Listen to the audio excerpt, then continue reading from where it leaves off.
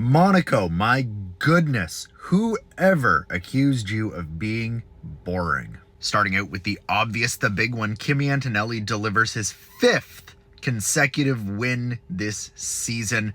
That's 5 for 6 on the year, which now puts him 66 points ahead of Lewis Hamilton in the World Drivers' Championship and 68 points ahead of his teammate George Russell.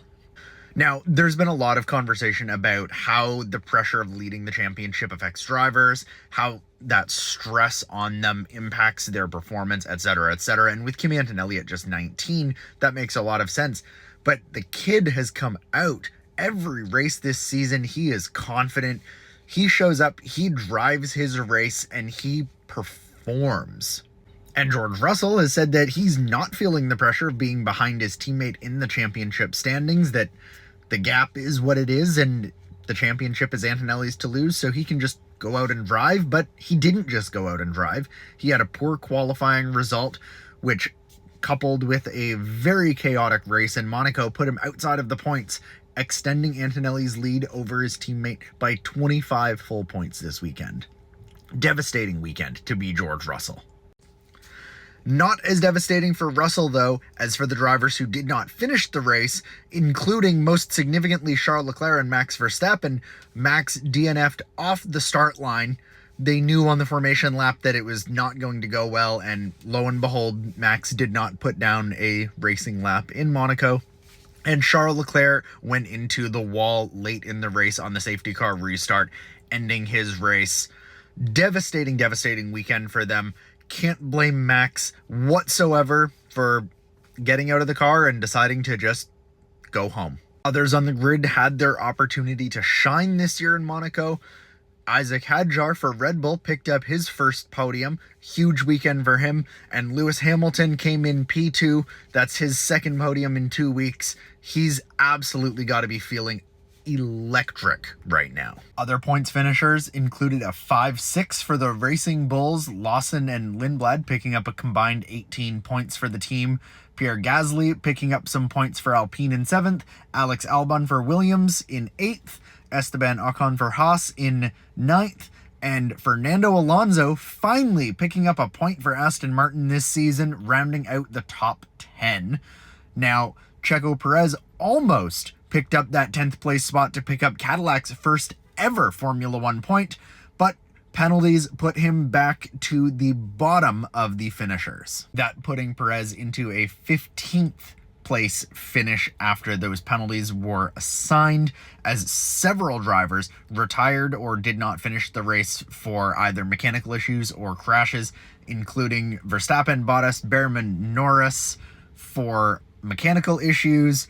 Stroll and Leclerc crashed out in the same corner, up for debate whether or not their crashes were due to brakes in Leclerc's case, engine braking issues in Stroll's case, or track degradation at that point of the circuit.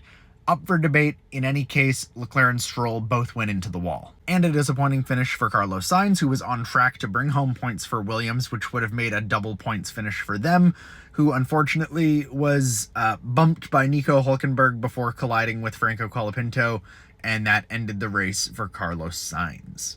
Monaco was also a race heavy on penalties, with Sergio Perez picking up a drive-through, a 10-second time penalty for being out of position at the restart, and was given a reprimand for making a practice start in the wrong position during the reconnaissance lap. Russell picked up a 5-second penalty for speeding in the pit lane, and then, because the penalty was not served at his next pit stop, he also received a drive-through, which pushed him back to a final position of P12. Nico Hülkenberg looked like he was going to secure some points for Audi, but received a 10-second time penalty for causing a collision with Carlos Sainz, dropping him to P13, and Pierre Gasly crossed the line in 3rd, but received 2 separate 5-second penalties for speeding in the pit lane, bumping him back to P7. Lewis Hamilton also got dinged for speeding in the pit lane. He picked up a 5-second penalty, which essentially gave Charles Leclerc a 5-second time penalty, as well as Ferrari preserved their 2-3 order prior to Leclerc crashing out of the race. Piastri, also 5-second time penalty for speeding in the pit lane. And rounding out the penalties was my guy Lance Stroll, who ended the race on lap 60 when he went into the wall, but also received a 5-second penalty earlier in the race for exceeding track limits. Honestly, I have to say, in Monaco of all places, getting a penalty for repeatedly exceeding track limits, kind of impressive considering in a lot of places on the track, the limit is essentially the wall.